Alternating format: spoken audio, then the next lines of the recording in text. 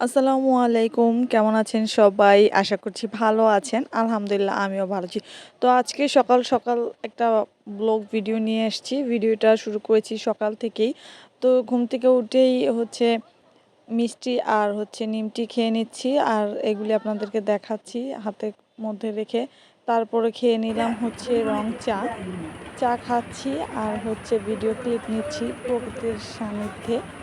তো এই চা খাওয়াটা শেষ করেই কিছু কাজ সেরে নিয়েছি। কাজ সারার পরে আবার আম কেটে নিয়েছিলাম।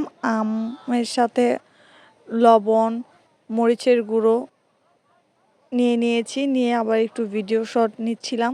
কারণ আপনাদের তো দেখাতে হবে, তাই না? তো এখানেও হচ্ছে খুব সুন্দর করে ভিডিও ক্লিপ নিয়ে নিচ্ছি। তারপরে আম আর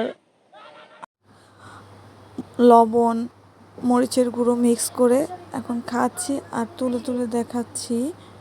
দেখুন কতটা লোভনীয় লাগছে। কাঁচা আম আর লবণ মরিচের কম্বিনেশনটা তো মাশাআল্লাহ খুবই মজার লাগে। যারা টক প্রিয় আছেন তারা অবশ্যই এগুলো ট্রাই করেন।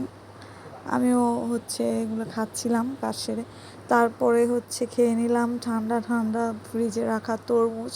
তরমুজ আমার খুবই পছন্দের একটা ফল। তরমুজ খাওয়া শেষ করে আচার দিব, সেজন্য ছোট ছোট আম কেটে শুকাতে দিয়েছি। তারপরে হচ্ছে কিছু কাজ সেরে আবারও হচ্ছে আম্মু কালো জিরা দিয়ে লেটকা খিচুড়ি রান্না করেছিল, সেই খিচুড়ি খাচ্ছি। খাওয়া দাওয়ার পরে আবার বাইরে আইসক্রিম এসেছিল, সেই আইসক্রিম কিনে এনে খাচ্ছি আর তো ভিডিও ক্লিপ নিচ্ছি।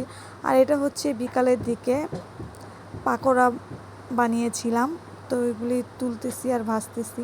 পাকোড়াটা যা ভালো লাগে আমার কাছে বলে বোঝাতে পারবো না। এটা ছিল সেচি শাকের পাকোড়া, একদিন আপনাদের সাথে শেয়ার করব ইনশাল্লাহ। আর এইদিকে হচ্ছে টুকটাক বৃষ্টি হচ্ছিল, ওই বৃষ্টির মধ্যে আমি আবার বার্গার নিয়ে ফটোশ্যুট করতেছি।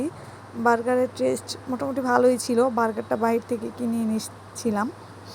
তো এই তো বাইরে কিন্তু বৃষ্টি হচ্ছে, বার্গার ভিজে যাচ্ছে, কিন্তু আমার ভিডিও শ্যুট করা থামতেছে না। দেখুন কত সুন্দর লাগতেছে। মানে বার্গার তখন খাবো না ভিডিও শ্যুট করব বুঝতেই পারতেছিলাম না। তো আজকের ভিডিও এই পর্যন্তই। দেখা হবে পরবর্তী কোনো ভিডিও।